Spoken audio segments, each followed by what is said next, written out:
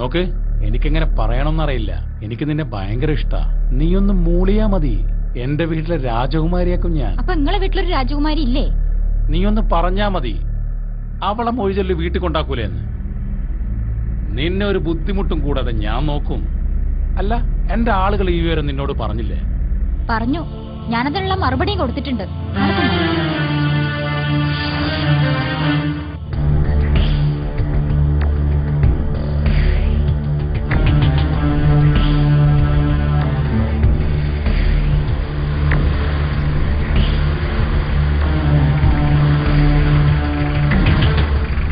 വീട്ടിൽ പോയി ശരിക്കും ആലോചിക്ക്. പിന്നെ തീരുമാനം അത് ഹൈദ്രോസ് എടുത്തോളാം.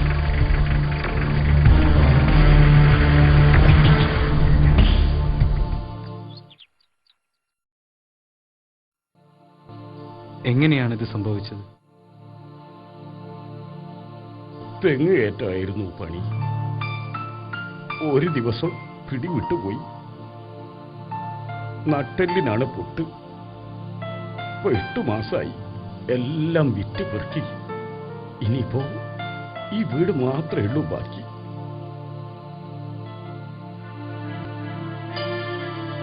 കുടുംബ ചെലവൊക്കെ?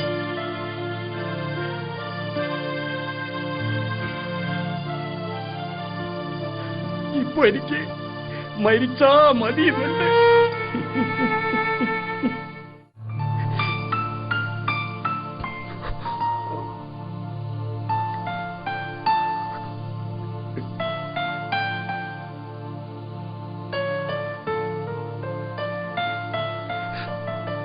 ഞാനില്ലെങ്കിൽ കുട്ടികളുടെ പഠിപ്പിനും ആഹാരത്തിനും നാട്ടുകാർ സഹായിക്കുകയായിരുന്നു.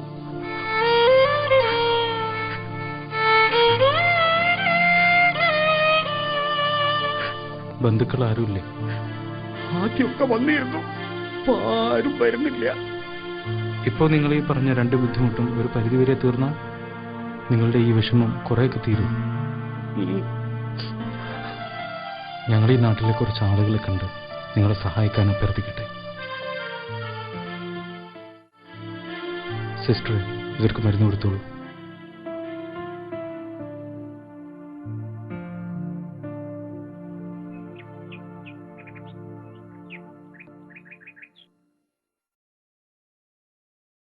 അരി നിങ്ങൾക്ക് എല്ലാ മാസവും എത്തിക്കാം.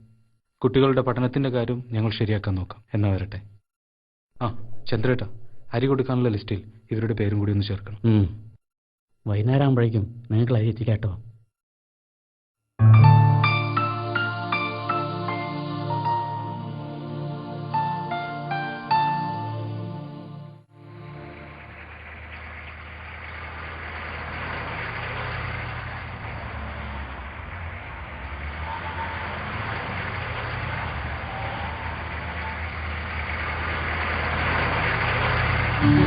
ചന്ദ്രേട്ടാ, ഒന്ന് നിർത്ത്.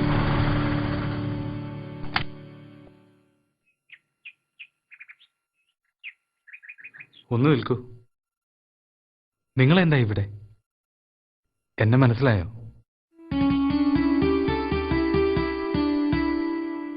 ഈ ജീവന്റെ അവകാശി ശരിക്കും നിങ്ങളല്ലേ? ഈ ജന്മത്തിൽ നിങ്ങളെ മറക്കാൻ കഴിയോ? നിങ്ങളിവിടെ കണ്ടപ്പോൾ വിശ്വസിക്കാൻ കഴിഞ്ഞില്ല.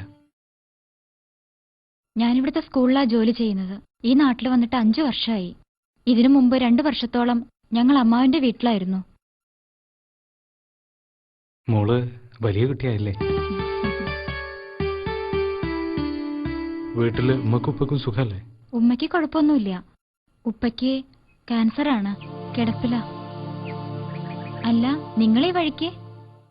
ഇപ്പോൾ ഓട്ടോയിലല്ല, പാൽ സൊസൈറ്റിയിൽ ചെറിയൊരു ജോലിയുണ്ട്. അത് കഴിഞ്ഞ് ബാക്കിയുള്ള സമയം സാന്ത്വനം എന്ന പേരിൽ പാവപ്പെട്ട നിരാലംബരായ രോഗികളെ വീട്ടിൽ ചെന്ന് ചികിത്സിക്കുന്ന ഒരു കൂട്ടായ്മയുണ്ട്. അതിലെ ഒരു അംഗമാണ് ഞാൻ. അപ്പോ ബാപ്പയൊന്ന് കാണാമല്ലോ അല്ലേ? തീർച്ചയായും. എന്തായാലും നിങ്ങൾ ഞങ്ങളുടെ വീട്ടിലേക്ക് വരണം. സാന്ത്വനം, ഈ പേര് നിങ്ങൾക്ക് നന്നായിട്ട് ചേരും. ഇവിടെ വീട് ഈ റോഡിന് തന്നെ പോയാ 1-2 കടകൾ കാണാം. അവിടെ ചോദിച്ചാ മതി. അവിടെ അടുത്താ. സ്കൂളിൽ ബെല്ലടിക്കാറായി. ഞങ്ങളുടെ വീട്ടിലേക്ക് എപ്പോ വേണേലും വരാട്ടോ. അല്ല, നിങ്ങളുടെ ഹസ്ബൻഡ്?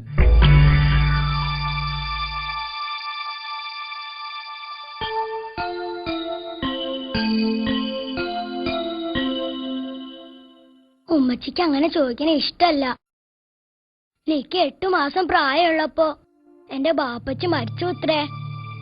ആരെങ്കിലും ചോദിച്ച അങ്ങനെ പറയാൻ പറഞ്ഞു.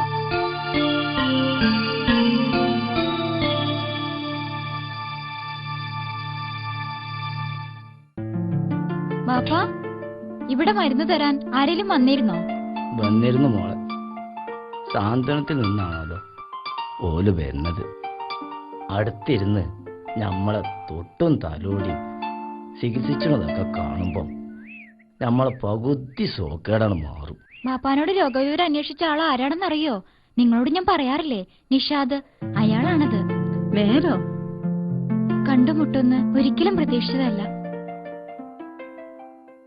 വല്ലിപ്പ, ഇന്ന് ഉമ്മച്ചിക്ക് എന്താ പറ്റിയത്? എന്നെ ഒറ്റയ്ക്ക് ഓടി പോന്നു. ഈ പൈതൽ ഒറ്റയ്ക്ക് നടന്നാ ഇങ്ങോട്ട് വന്നത്.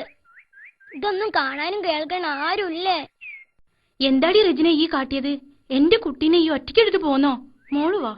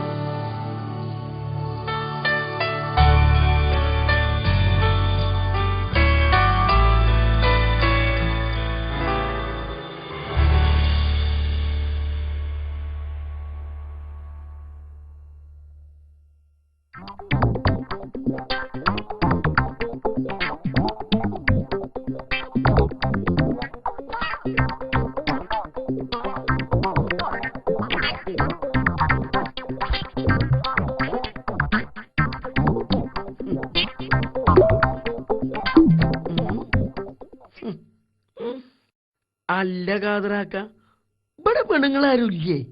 തള്ള റേഷൻ വാങ്ങാൻ പോയതാ. വല്യോള് ഇവിടെ ഉണ്ട്. എടുത്തോളി എടുത്തോളി. പലിശ എങ്ങനെ കൊടുക്കണ്? മുതൽ കയറ്റ ഒന്നും ആയിട്ടുമില്ല. എന്നാണാവോ ഇതൊക്കെ കൊടുത്ത് വീട്ടാ. നോക്കി, നിങ്ങള് മനസ്സ് വെച്ചാ ഇതിന്റെ ഒന്നും ആവശ്യമില്ലല്ലോ. അതെ, ഹൈദ്രോസിന്റെ പണല്ലേ മൂപ്പരറിയാതെ ഞാൻ നിങ്ങക്ക് തന്നതെന്ന്. നിങ്ങളെ മകളയാൾക്ക് പെരുത്ത് ഇഷ്ട. നിങ്ങളൊന്ന് മൂളിയാ മതി, ഹൈദ്രസ് മുതലാളിയുള്ള രാജകുമാരിയാക്കും. അയാൾക്ക് എന്താ കുറവ്? ഈ നാട്ടിലെ പ്രമാണി, വേണ്ടത്ര മുതല് ഇപ്പൊ പള്ളി കമ്മിറ്റിയിലുണ്ട്. ഇതങ്ങോട്ട് നടന്നു കിട്ടിയ നിങ്ങളെ കഷ്ടകാലം തീരൂലേ? പിന്നെ നിങ്ങൾ എത്ര എതിർത്താലും മൂപ്പര് വിചാരിച്ചാ ഇത് നടക്കും. മൂർഖനയാള്, മൂർഖൻ. നിലവില് ഒരു ഭാര്യല്ല അയാൾക്ക്. ഇങ്ങള് സമ്മതിച്ച ഓൾ അവിടെ ഉണ്ടാവൂല്ലോ.